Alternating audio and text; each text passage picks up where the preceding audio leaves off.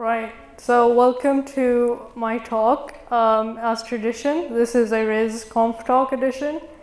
I always like to put that slide on because I don't know how else to attract your attention. My name is Rizwana Akmal Khan. I tweet at Riz Biscuits. Please follow me. I want, your likes, and I want to make friends. But can I just say, I'm so delighted to be in front of you all today in such close proximity to your faces. It is shocking, but it is a remarkable feeling, and I just wanted to look around, and just so I could cherish this forever. Allow me to set the stage for this talk. It'll help you realize why the topic that I've chosen is so close to my heart, why I believe that good writers become better developers. I'm just checking out the aspect ratio is working fine, and it is amazing. So you see, besides being a developer in this tech industry, I find myself being a poet. That dark figure is me. And this isn't by occupation, but by nature. And the reason for this is because my high school English teacher, she changed my life when she made me write my very first poem when I was 15 for English homework. She made me see that poetry is to writing what mathematics can be to development or programming, in a building block in some ways. Poems have become my favorite medium of writing, and they allow me to express my thoughts in the best possible way, and this is true to this very day. But what does it mean to be a poet, right? Like, what's the business about? Well, being a poet to me involves the pursuit and arrival of words. It means connecting these things together, stringing them into something more meaningful. The gig also involves looking up rhyming words, cat, hat, bat, all of that. And I can still confirm they haven't found a word for orange, so we'll keep trying. But the entire gig is based around one simple activity, and that is called paying attention.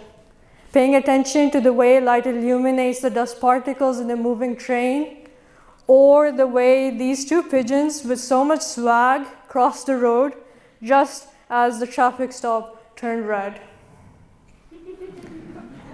Now that isn't my footage, but it is a very true story. So with only one brain at my disposal, I trust you now understand how hard it can be for me to detach the way I think as a poet to the way I think as a developer in my day-to-day. I swear there's a SpongeBob episode for every life struggle. And thinking about thinking like this is how I got to know about a really inspiring personality, someone who validated my notion of this correlation between writing and programming.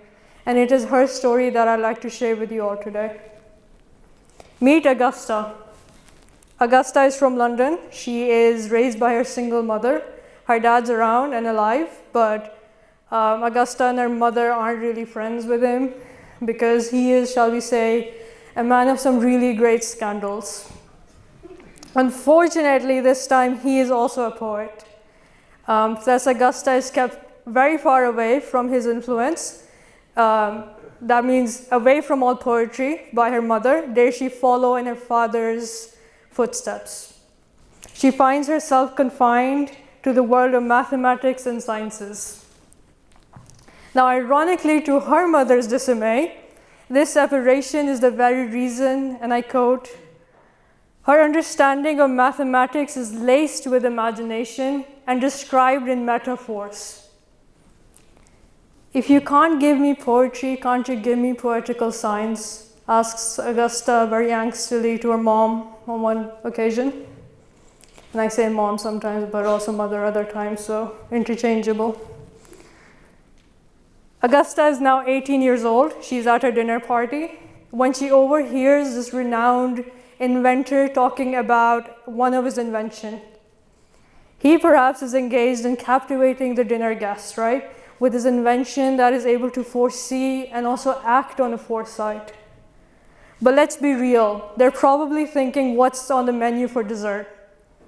Is it ice cream? Is it custard? Is it a deep fried Mars bar? I hear it's a Scottish delicacy. But not Augusta. Our girl is touched by the universality of his ideas for this invention. She pays attention. She notices. Now some years pass and Augusta, she's now a mother of 3, and she's asked by that same inventor to add notes to his article discussing this exciting invention. I like to imagine the awe in his eyes as Augusta gives him back her notes, and they're 3 times the length of his report. Augusta, since that dinner party at 18 years old, predicts this machine to be able to compose complex music, to produce graphics, and to be used in scientific and other various practical use cases. After all, it is her suggestion to Charles Babbage to plan how this machine might calculate the Bernoulli numbers. Now, the Bernoulli numbers are very hard to pronounce. I don't know if I'm saying it right, kind of sounds like ravioli. But an example, they're a wonderful example of something that is so tedious for our human brains to sit and calculate, but absolutely perfect for a computer to be programmed to calculate. After all, Augusta, more widely known to us as Ada Lovelace, is regarded as the first computer programmer in the world by many. In fact, her mindset led her to ask these questions about the analytical engine, examining how individuals in society relate to technology as a collaborative tool. Now I ask you, could her relationship to poetry be the very reason she could see these insights, the way she could see these things? And a published author by the name of Dr. Toole describes this phenomenon better than I ever could in the following words. It is not a trivial trait for either a poet or a scientist to get to the heart of the matter simply, succinctly, and successfully. These may be just the skills we need today. But how do we, some 200 years later, foster these skills, right? How do we get them in our teams, in our career progression plans, heck, in our own selves? What techniques can we adopt that would improve our writing and programming alike? That would allow us to become not only computer, but more aptly poetical scientists. Turns out it all starts with recognizing and rewarding this connection. If you've all sat through listening to me talk for the last who knows how long, you're already subscribed to the program with the cancel subscription button being hidden away as effectively as on Amazon Prime. Thank you for my TED Talk. I'm not even saying thank you for coming to my TED Talk, I'm saying thank you for my TED Talk. We're not done yet, of course. There is more we can do together, right? And I want to suggest some things that I think can make this connection better. And now these suggestions are open to any kind of developer. I don't care if you're a front end, a back end, what other kind, full stack, a DevOps, a SysOps maybe. All the kitchen sink, that's the idiom I was looking for. Or if you're just starting out, if you're junior, entry, senior, lead, tech, rockstar, ninja, I don't know, the final battle of, in Mario Brothers, I don't know, I don't care. These suggestions apply to you. Facts. We can be intentional. It's important to remember that thinking is work. You are paid to think. Place yourself in the running shoes of the turtle. The rabbits will distract you, don't let them. Now for the leaders in this room with teams, schedule time for your devs to dig deeper, to question, to understand what exactly they're striving to build and why and how they're going to do it. often moments of pause are moments of clarity. But what happens if we're not intentional? We make disruption the objective, a synonym to innovation. Elizabeth Holmes, there's a great film and a documentary and a podcast on her, is the founder of a failed unicorn Silicon Valley startup called Theranos. She's a great reminder of the potential perils of development that is for disruption's sake. Theranos' business model was that you could prick your finger, take a little amount of blood, and then they could you could test at home if you had cancer or if you had high cholesterol. Now it sounds like science fiction because it really wasn't possible. And as things turn out, Holmes has been charged with criminal fraud and is facing an ongoing legal trial at the moment. Now as devs, I know it's so easy for us to think we lack the power, like we're not at the renowned table, right? We're not making decisions. But to me, when I heard of this Theranos affair, it wasn't her fraud or her way to run her business that surprised me most, that shook me most. It was the following quote by an ex-employee working at her startup. "We believed in her, the mission, that powers exist that would want to bring us down because we are going to disrupt a huge industry. The attitude became Theranos versus the world." The objective is not disruption and it is not equal to innovation. Please remember that intentionality is a prevention measure. Don't drink the Kool-Aid. Let's be sure of what we're developing as developers in our day job. The second point I want to bring up is we can identify detours. Now, I'm willing to accept, I'm the first one to accept this, that feeling of I'm not sure how to implement what I'm asked to implement is ever prevalent at all times, right? In our brains, it's always the first thought, like, how am I supposed to solve this problem? And we challenge this feeling by just kind of pouring our hearts out, opening up one file and then smashing some code into it, opening up another, putting some code into it, and then like solutions are found by trial and error. This is awesome. This is one of the superpowers of developers, in my opinion. However, what I mean by detours in this scenario is when you have an idea of, when you have an outline of an idea in your brain, and you can see the final output, you know what direction you want to go into. But anytime you start to work on it, you're swept into another direction by your very own brain. You don't give that original idea in your brain a chance. And I want to remind you that the original outline of an idea is worth holding on to sometimes. And the way I like to think about it is, you are in a hall of mirrors, the reflections will distract you. There's nothing wrong with being on a detour, as long as you can identify that you're on one, so you can go back to your original location if you need to. Now, during writing, one mechanism that I always utilize is to identify if I'm on a detour is asking myself every 10 to 15 minutes, am I saying what I'm thinking, or am I idly writing and shifting my thinking to accommodate what I've just written? If it's the latter, then there's a chance that you are on a detour. It's a question of who's in the driving seat. Now, I want to check if you're all paying attention, right? So please raise your hand if you've experienced some portion of burnout in your careers. Right, those are a lot of hands.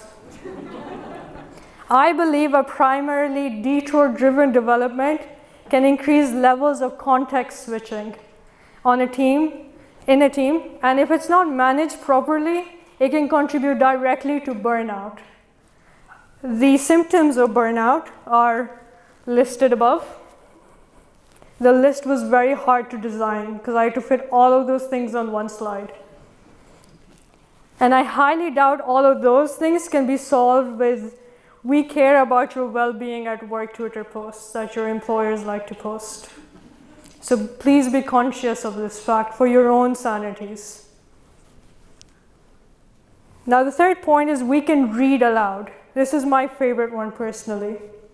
Reading out loud what you've just written is a practice in revelation. It enables one to spot the structure, the plot holes, any areas of missing or disjointed information. You're engaged to the content not as a creator, but as a consumer and an active consumer. Now, many of you will remember Amanda Gorman. She shot into popularity for a wonderful poem that she read out at the US presidential inauguration. It was so great that even I paid attention to the US presidential inauguration. So it connected with people who had nothing to do with poetry, because the things that she was saying, she was reading aloud, and that touched people's lives. Now, I know what you're thinking exactly, which is, how can I read out my code? Because it's in different files and in different projects and in different repos and on different clouds, I think, because clouds is where we put our code in. How can I do that? Am I a code narrator now? Am I meant to just open up Visual Studio and read it line by line? Is that going to inspire humanity? No, I don't think so, but you can try. Then how can we achieve it, right? Why did I go on this rant without any actual meaningful connection to your lives as developers? To my life as a developer too. One simple way this can be achieved is by listening to what young thug, that's a very hard thing to say, young thug has said, and younger thug. So that's young thug, that's younger thug. Hire junior developers into your teams and create an environment where pair programming is available to them, where they can ask questions. When you invite a fresh pair of eyes into your boxes of code bases, you will be compelled to communicate the decisions you made as a team, both the good and the bad. Now you can increase the benefit of this activity in teams that do not all consist of white males. Are you considering how you know if you consist of white males? Please refer to the modern day masterpiece of our times. Take away the can you recreate the white guy selfie meme challenge 2021 video. Please share your results with the rest of us. Aggregates biscuits. The fourth thing I would like to share is be vulnerable. Right? I want to be real for a moment. Let's sit more closer together. No one's moved, just as I expected. In an industry that is competitive and fast-paced, are we ever wholehearted? Or is this all just a show? We cannot ignore the time we find ourselves in. You cannot erase your landscape. After the last 18 months of living through a global catastrophe, I am not the same person I was in March 2020. And I doubt many of you are either. Thus, now, more than ever, we must be vulnerable. Now, this is not to be confused with the definition of vulnerability in tech, which is a kind of flaw in your code that is a potential security risk. On the contrary, vulnerability in this context is how researcher Dr. Brown has described it in the following words. The core of all emotions and feelings, the birthplace of love, belonging, joy, courage, empathy, accountability, and authenticity. I like to read that code every time I go to bed. I just reread it again. Amazing. Dr. Brown would be so proud of me for putting it in my presentation. And she is a TED speaker, by the way. She has her TED Talk. She can say thank you for coming to my TED Talk. I can't. So as you scale your development teams, have you noticed that vulnerability precedes trust? You become vulnerable with someone first, before a trust is established. This is true for people in general as well. This isn't just something that HR likes to put in team building activities. It's never the other way around. You always must be vulnerable before trust is established. You can go hire the best devs in the world, but if you cannot ensure that they would be trusted or that they are willing to give their trust by being vulnerable, what good is it anyway? Vulnerability in writing is, I'd like to share, no doubt, an extremely difficult thing as well. The uncertainty will make you pause, make you stop and reconsider, so you can mask, so you can dilute the meaning. How do I know that? Trust me, I wrote this talk. And I had that same feeling the entire time. From slide 1, 4 months ago, to the last slide, last night. I had the same feeling. However, the discovery is worth it. As writers, as developers, heck, as people. Our mindsets are made richer when we practice this very trait. Try it out. Now, these are the points that linger on my mind anytime I sit down to write or program. Be intentional, identify detours, read aloud, be vulnerable. When I was writing this talk, I wasn't sure if they were called techniques or they were called traits or if they were called habits, behaviors. What are things anyway, right? But through writing this talk, I discovered that they're kind of like North Stars. Technology can change, times can change, but these higher level concepts will remain. So these very points became a framework for being a writer, being a developer, and being a human. So this is a human framework, be that React.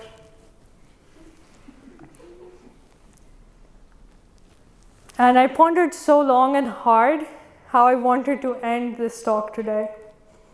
I wrote it yesterday, the ending. And as I pondered, I kind of walked down memory lane, and I remembered me being 15 years old. I intensely eye-rolled as my high school English teacher was instructing us to write that very first poem 8 years ago. She did notice my eye roll, and she called it out. But she returned a knowing smile in exchange. And thus, echoing her way, I'd like to end by saying, if you have the words, there's always a chance that you'll find your way. Thank you for listening to me. This was a RizBiz poem talk.